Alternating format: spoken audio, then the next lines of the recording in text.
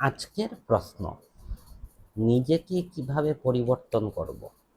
এই প্রশ্নটা আমি বেশ কিছুদিন আগে পেয়েছিলাম, কিন্তু উত্তরটা সংরক্ষণ করে রেখেছিলাম আজকে রাতের জন্য, যে আজকে রাতে আমি উত্তরটা দিব।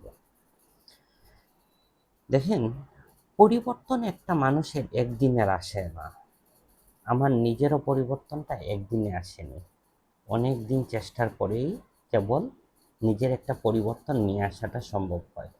কিন্তু ভিতরে যদি তীব্র ইচ্ছা থাকে যে আমি নিজেকে পরিবর্তন করতে চাই, আমি নিজে পরিবর্তন হতে চাই, তাহলেই কেবল পরিবর্তন হওয়া যায়। পরিবর্তনের শুরুর দিকে শুরুটা করবেনটা কিভাবে?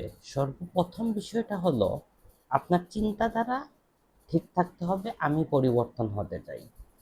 তারপরে আপনি যেই কাজ করতে যান না কেন, সেখানে আগে চিন্তা করবেন এই কাজটা ভালো নাকি মন্দ, এই কাজটায় কি আল্লাহ তাআলা খুশি হবেন নাকি আল্লাহ তাআলা অসন্তুষ্ট হবেন। এই বিষয়গুলো যখন আপনার মনের মধ্যে আপনি নিয়ে আসতে পারবেন, প্রত্যেকটা কাজের শুরুতে যখন এই বিষয়গুলো চিন্তা করতে পারবেন, তখন দেখবেন আপনার কাজগুলো ভালোর জন্য হচ্ছে এবং আল্লাহর সন্তুষ্টির জন্য হচ্ছে। তখন নিজেকে পরিবর্তন করাটা অনেক সহজ হয়ে যায়। মুসলিম হিসাবে প্রত্যেকটা মানুষের উপর ফরজ ইবাদতগুলা অবশ্যই করতে হবে। কোনো মুসলিম যেমন নামাজ ছাড়তে পারে না, তেমনি কোনো মুসলিম আপনার হারাম জিনিসে আকৃষ্ট হতে পারে না। কারণটা কি? হারাম জিনিসটা কিন্তু ইবাদত থেকে আমাদের যেইভাবে দূরে সরিয়ে দেয়, ঠিক একইভাবে আমাদের ইবাদতগুলাকে কবুল হওয়া থেকেও দূরে রাখে। এই কারণে আপনার ইনকামটা হালাল করতে হবে। হালাল হচ্ছে কি না এই বিষয়টা কিন্তু যাচাই করা উচিত।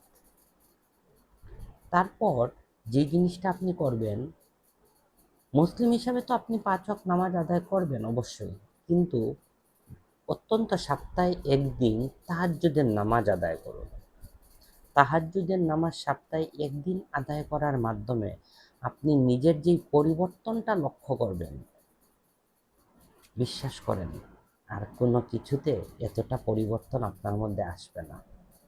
তাহাজ্জুদ নামাজ পড়া শুরু করুন, সপ্তাহে একদিন হালাল ইনকাম করুন। কাজের আগে চিন্তা করুন সেই কাজটা আল্লাহ সন্তুষ্টর জন্য হচ্ছে কিনা।